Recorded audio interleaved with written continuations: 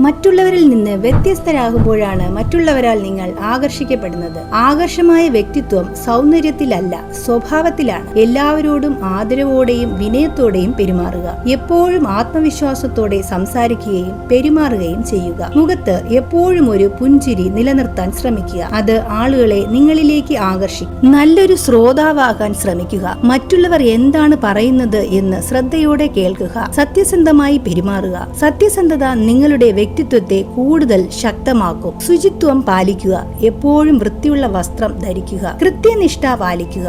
സമയത്തിന് വില നൽകുക. എല്ലാവർക്കും സമയം വളരെ വിലപ്പെട്ടതാണ്. അതുകൊണ്ട് തന്നെ മറ്റുള്ളവരുടെ സമയത്തെയും പാഴാക്കാൻ നിൽക്കരുത്. പോസിറ്റീവ് ചിന്തകൾ വളർത്തുക. എല്ലാ കാര്യങ്ങളെയും പോസിറ്റീവായി കാണാൻ ശ്രമിക്കുക. എല്ലാ ദിവസവും പുതിയ കാര്യങ്ങൾ പഠിക്കാൻ ശ്രമിക്കുക. എന്തെങ്കിലും ഒരു കാര്യം നിങ്ങൾ ചെയ്യാമെന്ന് ഏറ്റിട്ടുണ്ടെങ്കിൽ അത് വളരെയധികം റെസ്പോൺസിബിലിറ്റിയോടുകൂടി ചെയ്ത് തീർക്കുക. മറ്റുള്ളവരെ എപ്പോഴും വിമർശിക്കുന്നതിനേക്കാൾ പ്രോത്സാഹിപ്പിക്കാൻ പഠിക്കുക. അപ്പോൾ മറ്റുള്ളവർക്ക് നിങ്ങളോടുള്ള മതിപ്പ് കൂടും. ബോഡി ലാംഗ്വേജ് അഥവാ ശരീരഭാഷ വളരെ പ്രാധാന്യം അർഹിക്കുന്നു. ശരീരഭാഷ എപ്പോഴും ആത്മവിശ്വാസം പ്രകടിപ്പിക്കുന്നതാകണം. ഒരാളുടെ കണ്ണിൽ നോക്കി സംസാരിക്കുന്ന ശീലം വളർത്തുക. മറ്റുള്ളവരുമായുള്ള താരതമ്യം ഒഴിവാക്കുക. കോപം നിയന്ത്രിക്കുക. ക്ഷമാശീലം വളർത്തുക. ആരോഗ്യകരമായ ജീവിതശൈലി പിന്തുടരുക. മറ്റുള്ളവരുടെ വിജയത്തിൽ സന്തോഷിക്കാൻ പഠിക്കുക. നന്ദിയുള്ള മനോഭാവം വളർത്തുക. മറ്റുള്ളവരെ സഹായിക്കാൻ മനസ്സുണ്ടാകണം. ലക്ഷ്യത്തോടെ ജീവിക്കുകയും കഠിനാധ്വാനം ചെയ്യുകയും ചെയ്യുക. നിങ്ങളുടെ മൂല്യങ്ങളിൽ